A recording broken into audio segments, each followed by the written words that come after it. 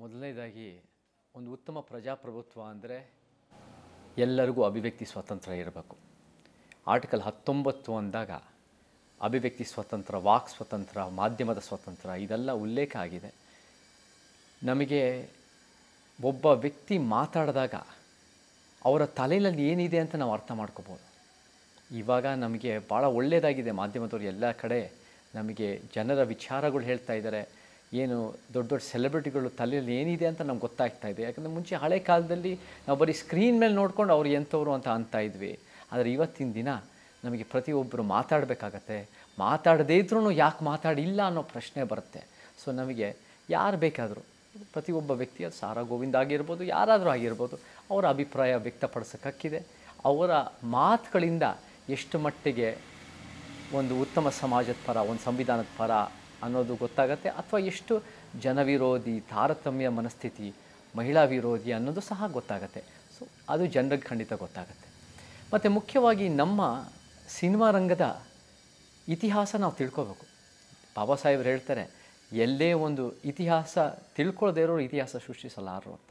Cinema ರಂಗದ ಇತಿಹಾಸ ಹೆಂಗಿದೆ ಅಂದರೆ, ಮುಂಚೆ ಹಳೆ ಕಾಲದಲ್ಲಿ ಅದು 60, 70, ಒಂದು ಭಾಗದಲ್ಲಿ 80, ಆ ಕಾಲಘಟ್ಟದಲ್ಲಿ ಏನಾಗ್ತಾಯಿತ್ತು ಅಂದರೆ, ಪ್ರೊಡ್ಯೂಸರು, ಸಿನಿಮಾ ಮಾಡೋರು, ಅನ್ನದಾತರು ಅಂತ ಹೇಳ್ಬಿಟ್ಟು ಅವ್ರಿಗೆ ಅನಿಸಿರೋದನ್ನು ಕಲಾವಿದರಿಗೆ ಒಂದು ಮಟ್ಟಕ್ಕೆ ಮತ್ತು ಕಾರ್ಮಿಕರಿಗೆ ಅನ್ನೋದು ಕೊಡೋರು. ಅವ್ರಿಗೆ ಅನಿಸಿಲ್ಲ ಅಂದರೆ ಕಾರ್ಮಿಕರು ಕೊಡ್ತಾ ಇರಲಿಲ್ಲ. ಸಿನಿಮಾ ಗೆದ್ದರೂ ಕೂಡ ಎಷ್ಟೋ ಸಲ ಕೊಟ್ಟಿಲ್ಲ, ಕೆಲವು ಕಾಳಜಿಯವರು ಸೋತರೂ ಕೂಡ ಕೊಡೋರು.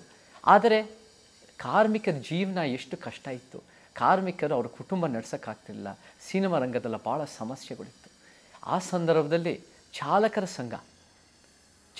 ಸಂಘ ಇಲ್ಲ, ನಾವು ಒಕ್ಕೂಟ ಮಾಡಬೇಕು, ನಾವು ಗಟ್ಟಿಯಾಗಿ ನಿಂತ್ಕೋಬೇಕು, ನಮ್ಮ ಹಕ್ಕುಗಳಿಗೋಸ್ಕರ ನಿಂತ್ಕೋಬೇಕು ಅಂತ ಹೋರಾಟ ಮಾಡಿರೋ ಚಾಲಕರ ಸಂಘ ಮೊದಲನೇ ಬಾರಿಗೆ ನಿಂತರು.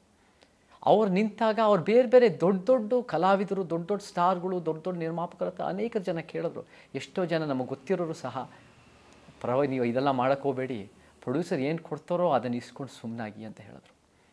ಆದರೆ ನಮ್ಮ ಚಾಲಕರ ಸಂಘ ಗಟ್ಟಿಯಾಗಿ ಹೋರಾಟಗಳು ಮಾಡಿಕೊಂಡು ಅದರ ನಂತರ ಶಂಕರ್ ನಾಗು ಮತ್ತು ಅನೇಕರಿಂದ ಈ ಒಂದು ಸಿನಿಮಾ ರಂಗದ ಒಕ್ಕೂಟ ಅನ್ನೋದು ಬಂತು. ಒಕ್ಕೂಟದವರು ಅವರಿಗೆ ಇವತ್ತಿನ ದಿನ 80, 85 ಆ ಸಂದರ್ಭದಲ್ಲಿ ಭಾಳ ದೊಡ್ಡ ಮಟ್ಟಕ್ಕೆ ಹೋರಾಟಗಳು ಮಾಡಿದ್ರು. ಅಂದರೆ ಏನು ಅಂದರೆ, ಸಿನಿಮಾ ರಂಗ ಚೆನ್ನೈನಲ್ಲಿರೋದನ್ನು ಬೆಂಗಳೂರಿಗೆ ಕರ್ಕೊಂಬರಬೇಕು ಅಂತ ಅವರೆಲ್ಲ ಮುಖ್ಯ ಪಾತ್ರ ವಹಿಸಿದ್ರು. ಭಾಳ ದೊಡ್ಡ ದೊಡ್ಡ ಶಕ್ತಿಗಳು, ನಿರ್ಮಾಪಕ ಶಕ್ತಿಗಳು, ನಿರ್ದೇಶಕ ಶಕ್ತಿಗಳು, ಸ್ಟಾರ್ಗಳ ಶಕ್ತಿಗಳು ಆವಾಗ ಚೆನ್ನೈನಲ್ಲೇ ಇರಬೇಕು, ಬೆಂಗಳೂರಿಗೆ ಬರಬಾರ್ದು ಅಂತೆಲ್ಲ ಮಾಡಿದ ಹೋರಾಟ ಇತ್ತು. ಆದರೆ ನಮ್ಮ ಒಕ್ಕೂಟದವರು, ನಮ್ಮ ಕಾರ್ಮಿಕ ವಲಯ, ಅವರೆಲ್ಲ ಗಟ್ಟಿಯಾಗಿ ನಿಂತ್ಕೊಂಡು ಒಕ್ಕೂಟದ ಮುಖಾಂತರ ಬೆಂಗಳೂರಿಗೆ ಕರ್ಕೊಂಬರಬೇಕು ಅಂತ ಬಂತು. ಯಾವುದೇ ಬದಲಾವಣೆ ಆಗಿದೆಯೋ ಅದು ಹೋರಾಟದಿಂದ ಆಗಿದೆ. ಅದು ನಮಗೆ ಭಾಳ ಮುಖ್ಯ.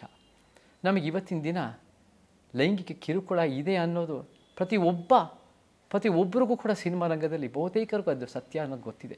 ಎಷ್ಟೋ ಮಹಿಳೆಯರು, ಪ್ರತಿಯೊಬ್ಬ ಮಹಿಳೆಯರು ಅಂತ ಹೇಳಿದ್ರೆ ಸುಳ್ಳಲ್ಲ, ಒಂದು ಮಟ್ಟಕ್ಕೆ ಅನುಭವಿಸಿರ್ತಾರೆ. ಆದರೆ ಇವತ್ತಿನ ದಿನ ಎಷ್ಟೋ ದೊಡ್ಡ ಸ್ಥಾಪಿತ ಶಕ್ತಿಗಳು, ಎಷ್ಟೋ ದೊಡ್ಡ ಹಳೆ ಕಾಲದ ಪ್ರೊಡ್ಯೂಸರ್ಗಳು ಮತ್ತು ಏನೋ ಒಂದು ತಾರತಮ್ಯದ, ಅಸಮಾನತೆಯ, ಒಂದು ನೈತಿಕ ಒಂದು ಕೊರತೆಯ ಮನಸ್ಥಿತಿಗಳು ಅವತ್ತಿನ ದಿನವೂ ಒಕ್ಕೂಟದ ವಿರುದ್ಧ ಇದ್ದರು.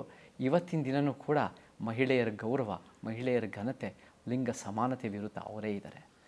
ನಮಗೆ ಯಾವಾಗ ನೀವು ನಮಗೆ ಲೈಂಗಿಕ ದೌರ್ಜನ್ಯ ಇಲ್ಲವೇ ಇಲ್ಲ ಅಂತೀರ, ಆವಾಗ ಏನು ಮಾಡಬೇಕು, ಏನಾಗತ್ತೆ ಅಂದರೆ, ಅದನ್ನು ಗುರುತಿಸ್ತಾ ಇದ್ದರೆ ಅದನ್ನು ತೆಗೆದಾಕೋ ಅವಶ್ಯಕತೆ ಇರಲ್ಲ. ಅದಾಗದೆ ಭಾಳ ಭೀಕರವಾಗಿ ಜನರ ಜೀವನನ ಮಾನಸಿಕವಾಗಿ, ದೈಹಿಕವಾಗಿ ಎಷ್ಟೋ ರೀತಿ ಸಮಸ್ಯೆ ಆಗ್ತಾ ಇರುತ್ತೆ. ನಾವು ಗುರುತಿಸ್ಬೇಕು, ನಾವು ಅದನ್ನು ತೆಗೆದಾಕಬೇಕು.